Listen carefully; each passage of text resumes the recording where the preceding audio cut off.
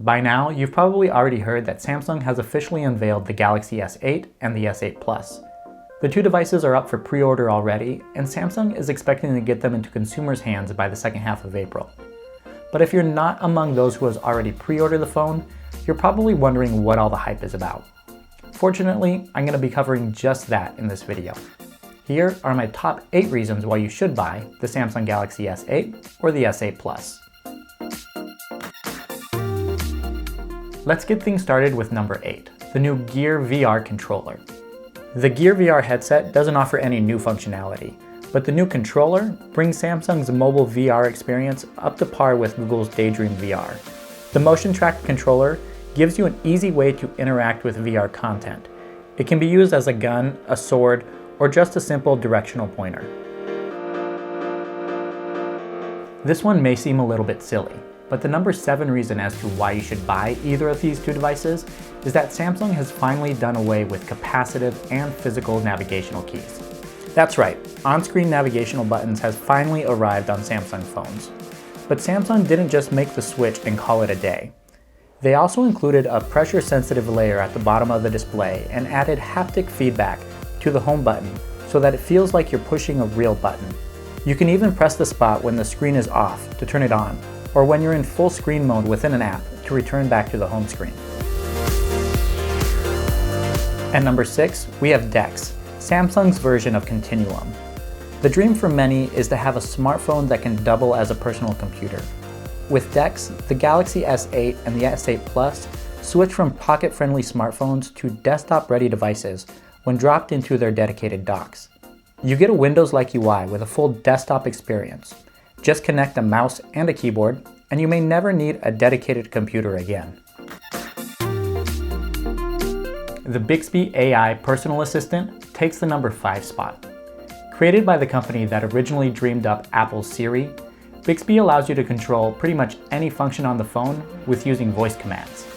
It'll even identify objects you take pictures of, delivering search results with detailed information. Samsung's so confident that you'll love using Bixby that they added a dedicated button for it on the side of the phone. If security is your thing, you'll enjoy number 4, biometric recognition.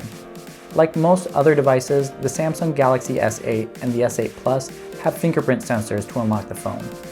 But these devices also have an iris scanner on the front, the same one which made its debut on the ill-fated Galaxy Note 7. But since that wasn't enough, Samsung's also brought back facial recognition, which actually works a lot faster and better than it did before.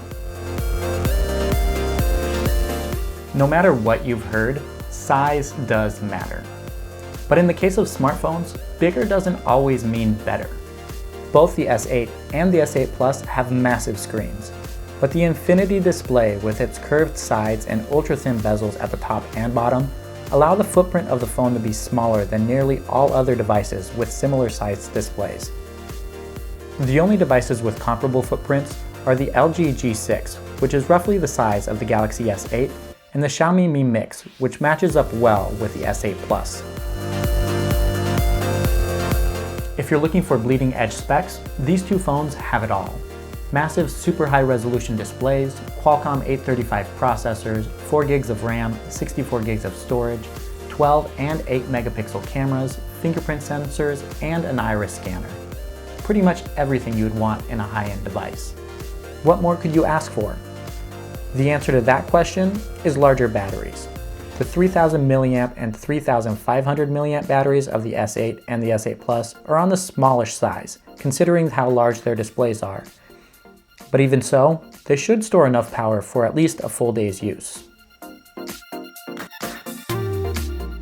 And that brings us to number 1, the infinity display. I already touched on this a little bit when talking about the sizes of these two devices, but have you seen this thing? It's drop dead gorgeous. The curve on the side edges isn't as pronounced as it was on the S7 Edge. In my book, that's a good thing. It makes the phone much easier to use while keeping the curved screen aesthetic. The rounded corners and the thin bezels also give the phone a futuristic look, and the 16:9, scratch that, the 2:1 aspect ratio of the display allows for more vertical space for multitasking and dual window mode, or viewing content within apps or on the browser. And there you have it, the top 8 reasons why I think you should buy the Galaxy S8 or the S8 Plus. Keep in mind that there are a lot more features that I didn't touch on, and the order of this list is based on my own personal preferences. As far as which of these two phones you should buy, that's completely up to you. I typically gravitate towards smaller devices, but it seems like I'm among the overwhelming minority these days. I'm curious to know what your top reasons would be for buying either of these two devices, and which size you would actually go for. If you like this video, I'd really appreciate a thumbs up, and don't forget to subscribe to this channel if you want more coverage of the Samsung Galaxy S8.